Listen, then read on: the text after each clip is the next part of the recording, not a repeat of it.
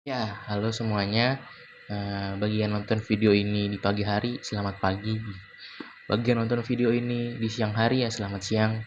Bagi yang nonton video ini di malam hari, selamat malam. Nah, jadi hari ini saya akan menjelaskan mengenai ketimpangan sosial. Ketimpangan sosial itu bisa kita artikan sebagai ketidakseimbangan atau jarak yang ada di masyarakat, gitu kan. Nah, ketimpangan sosial ini tuh ternyata ada faktor-faktornya loh. Faktor mungkin dari status sosialnya, atau dari ekonominya, dan juga bisa dari budayanya, gitu kan. Dengan adanya faktor-faktor ini atau perbedaan-perbedaan ini, sebenarnya ini tuh bisa menghalangi masyarakat untuk menggunakan atau memanfaatkan eh, aset-aset yang disediakan dari pemerintah, gitu kan, atau eh, bisa dibilang fasilitas-fasilitas yang disediakan dari pemerintah, gitu kan. Nah, ketimpangan sosial ini tuh juga diartikan oleh ahli-ahli loh. Ada pengertian dari Budi Winarno, Andrinov Acaniago, terus Roy Catul Aswidah dan sebagainya, gitu kan. Nah, teman-teman bisa cari arti-artinya itu karena dalam kalau kita simpulkan, pengertian dari mereka adalah sama, gitu kan. Ketidakseimbangan di dalam masyarakat gitu. Nah, ternyata ketimpangan sosial ini tuh juga ada teori-teorinya loh, teman-teman. Yang pertama tuh ada teori kolonialisme. Nah, teori ini tuh seperti ya kita tahu kan, kolonialisme itu berarti kayak penjajah-penjajah gitu kan di Indonesia, gitu kan. Ya, penjajah-penjajah, dan Indonesia pernah dijajah juga, gitu kan. Nah, eh, mungkin dari penjajahan itu bisa menimbulkan ketimpangan sosial, gitu kan. Karena adanya orang-orang atau negara yang menguasai dan ada negara yang dikuasai, gitu kan, atau menjadi budak dari negara yang menguasai, gitu. Nah, dari situ kita bisa melihat ketimpangan sosial yang ada, gitu kan.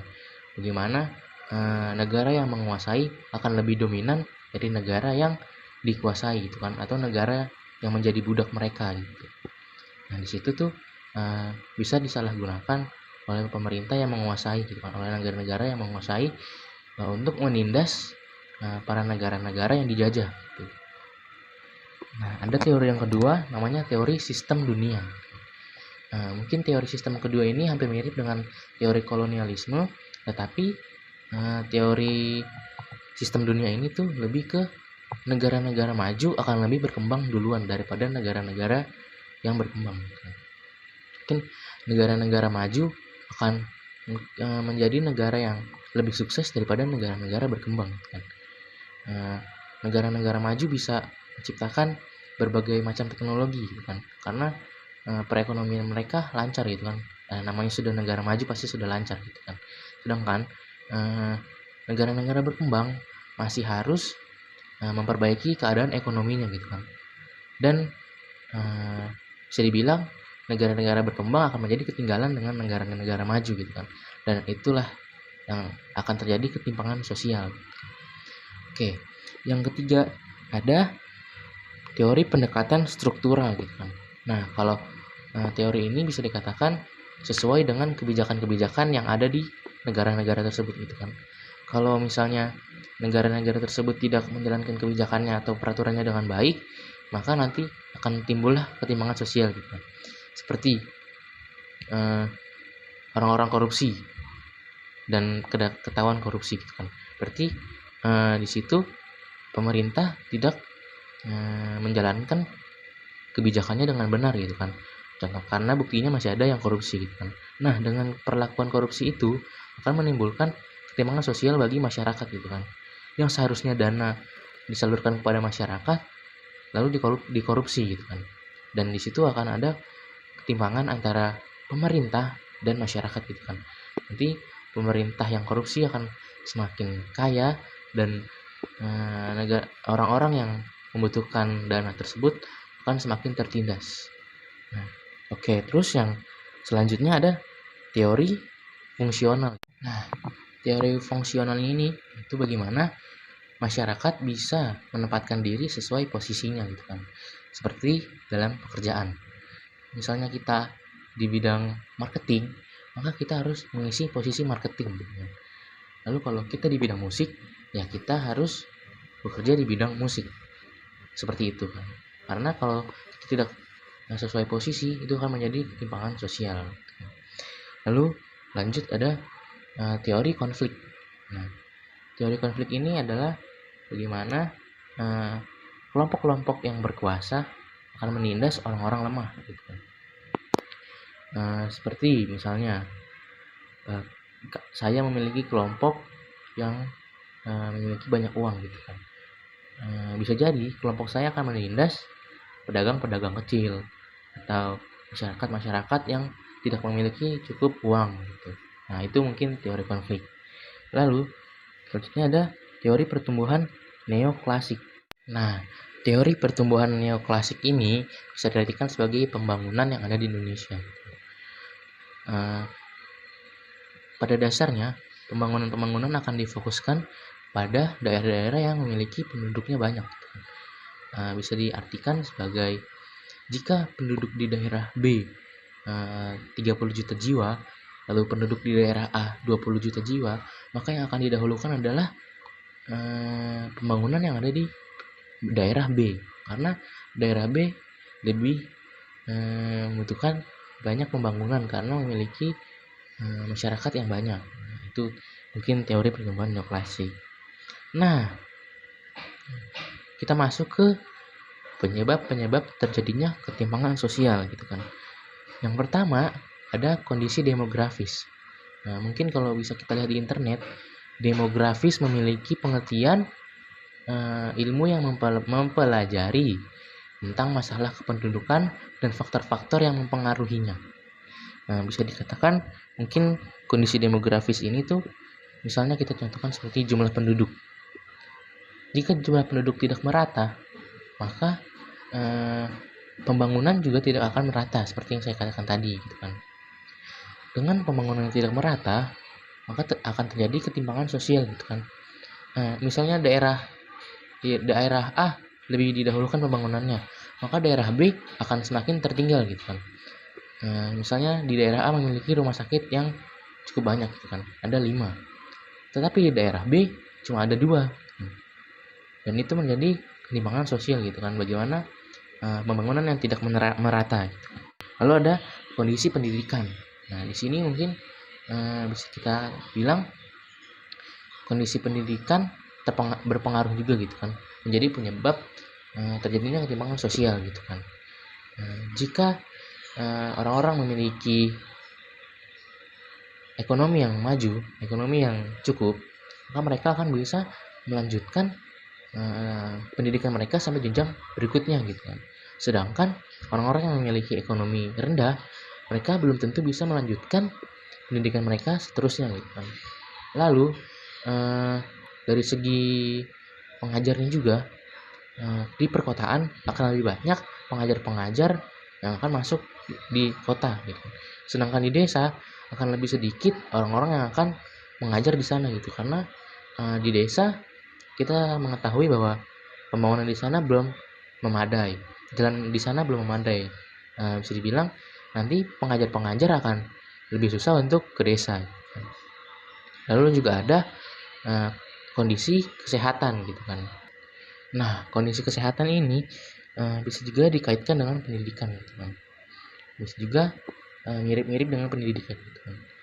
Bisa kita katakan di kota akan memiliki banyak fasilitas-fasilitas kesehatan yang lebih memadai daripada di desa gitu. Karena di desa masih kurang penduduk gitu kan. Maksudnya penduduknya kalah dari yang di kota gitu. Jika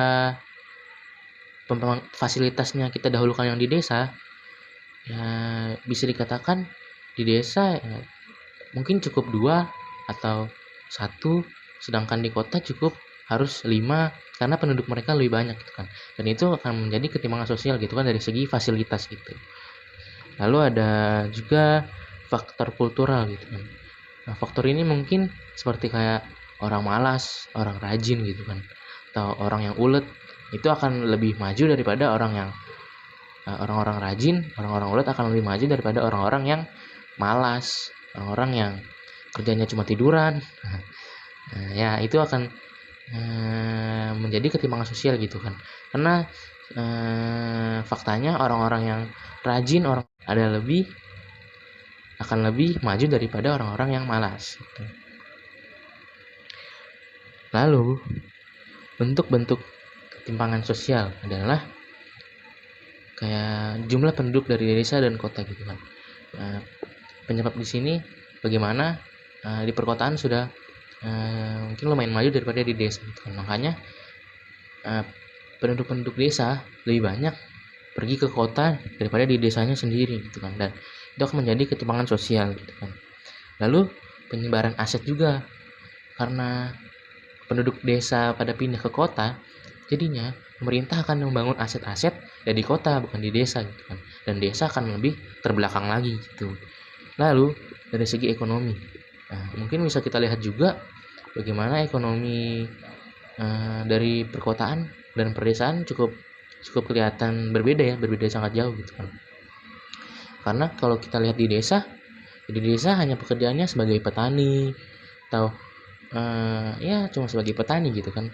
Sedangkan di kota sudah banyak macam-macam pekerjaan gitu, seperti dokter, terus karyawan kantor, terus bisa jadi grab car atau ojol kan, bisa gitu.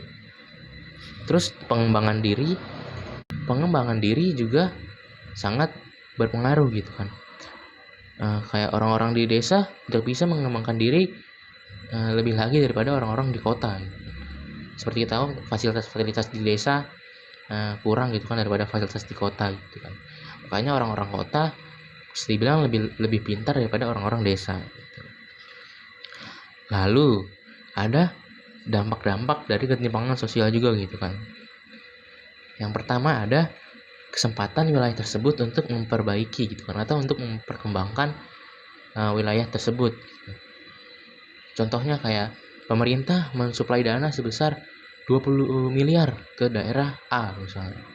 Nah, daerah A memiliki kesempatan untuk membangun daerahnya lebih baik lagi gitu kan, karena sudah disuplai dana yang banyak oleh pemerintah gitu. Lalu dampak kedua adalah orang-orang yang mendapatkan haknya dengan baik akan lebih bersyukur gitu kan, dan orang-orang yang mungkin belum mendapatkan haknya juga mungkin bisa belajar bersyukur gitu kan, karena pemerintah memang belum cukup sempurna gitu kan, tapi kita bersyukur karena sudah mulai ada gerakan-gerakan dari pemerintah gitu kan, meskipun belum sempurna. Lalu dampak negatifnya ada ketidakadilan gitu kan, pastilah ketidakadilan gitu kan, karena ketimpangan gitu kan, ketimpangan sosial atau adanya jarak gitu kan. Pasti tidak ada keadilan gitu kan. Gimana mungkin perkotaan lebih dimajukan daripada di desa gitu. Lalu ada hubungan sosial juga gitu kan, dampaknya hubungan sosial mungkin bisa jadi lebih renggang atau ada batasan-batasan hubungan sosial. Misalnya wah gue orang kaya gak mau bermain dengan orang miskin. Nah itu kayak hubungan sosial yang dibatasi gitu kan. Nah mungkin itu aja yang bisa saya bagikan. Sekian dan terima kasih.